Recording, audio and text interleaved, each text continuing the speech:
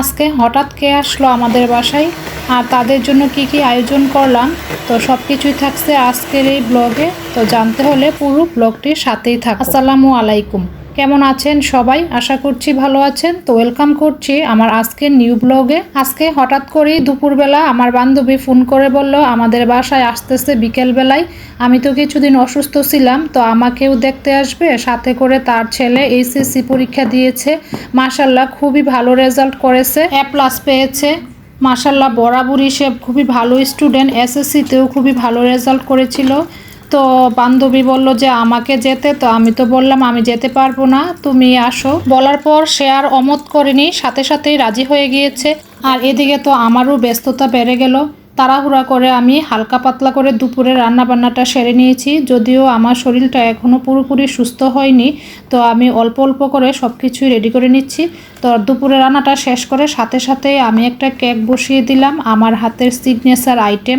আর বাংলাদেশের তো এখন মোস্ট পপুলার একটা খাবার হচ্ছে কেক, তো কেক না হলে কি চলে বলেন। তারপর আমি বেগুনি বানাবো, তার জন্য আমি কিছু বেসন গুলিয়ে রেখেছি।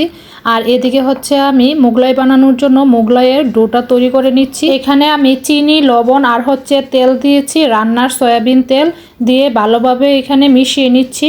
আর একদম দলা পেকে গেলে বোঝা যাবে যে তেলের পরিমাণটা ঠিক আছে। এখন আমি নর্মাল তাপমাত্রার পানি অল্প অল্প করে দিয়ে ডোটা তৈরি করে নিব। আর এই ডোটা আমি তৈরি করে রেস্টে রেখে দিব আধা ঘন্টা অথবা 1 ঘন্টার জন্য। কিছুক্ষণ রেস্টে রেখে দিলে তখন এটা দিয়ে মোগলাই পরোটা বানালে খুবই মজা হয় খেতে, আর উপর দিয়ে খুবই ক্রিস্পি হয়। তো আমি এখন উপর দিয়ে আর একটু তেল দিয়ে ভালোভাবে মেখে নিচ্ছি।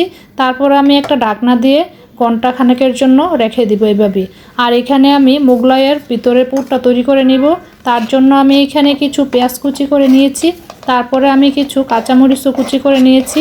আর ধনিয়া পাতাটা এখন কাটবো না, কারণ এখন কেটে নিলে কিন্তু কালো হয়ে যাবে, মানে বানানোর আগ মুহূর্তে আমি কেটে দিয়ে দিব এখানে। বেসন আর মোগলাই পরোটার ডোটা তৈরি করতে করতে এদিকে আমার কেকও হয়ে গিয়েছে। যেহেতু আমি দুপুরে রান্না শেষ করে কেকটা বসিয়ে দিয়েছিলাম, 40 থেকে 45 মিনিটের মতো সময় লাগে এই কেকটা হতে, তো হয়ে গিয়েছে। আর এখন হচ্ছে বিকেলবেলা, তো আমার বান্ধবী আসার সময় হয়ে গিয়েছে। আমি ওদেরকে ফোন দিয়ে বলেছিলাম, তো ওরা বলছে যে রেডি হয়ে বের হয়ে গিয়েছে, তো আসতে 15-20 মিনিটের মতো সময় লাগবে। তো এখন আমি এগুলোকে গরম গরম সার্ভ করার জন্য আমি এখনই ভেজে নিচ্ছি।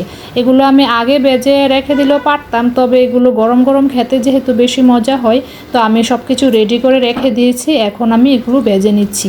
আর এদিকে আমি আমার কাজের খালাকেও বলে দিয়েছিলাম একটু বিকেলবেলা আসতে, তো খালাও এসেছে। খালাও আমাকে একটু একটু করে সাহায্য করছে সব কাজেই। তো নাস্তা তো সব কিছু রেডি হয়ে গিয়েছে, তো আমি টেবিলে দিয়ে দিলাম।